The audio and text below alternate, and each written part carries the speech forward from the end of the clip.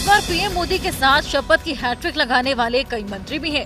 राजनाथ सिंह, नितिन गडकरी, निर्मला सीतारमण, पीयूष गोयल, धर्मेंद्र प्रधान, सर्बानंद सोनोवाल, किरण रिजिजू, जितेंद्र सिंह, राव इंद्रजीत सिंह, कृष्णपाल गुर्जर, श्रीपद नायक, गजेंद्र शेखावत, अनुप्रिया पटेल। वहीं अमित शाह दूसरी बार मंत्री बनाए गए हैं।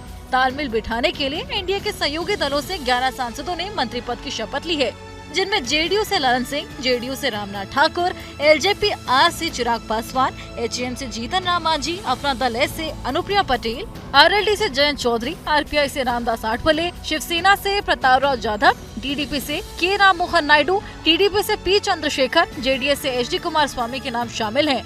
और यही नहीं, उम्दा परफॉर्म करने वाले राज्यों को इनाम भी मिला है। मंत्रिमंडल का समीकरण: यूपी से सबसे ज्यादा 10 मंत्री बने हैं, वहीं बिहार से 8 मंत्री और एमपी से 5 सांसदों को मंत्री बनाया गया है, जबकि मोदी 3.0 में 7 महिलाएं मंत्री बनी हैं।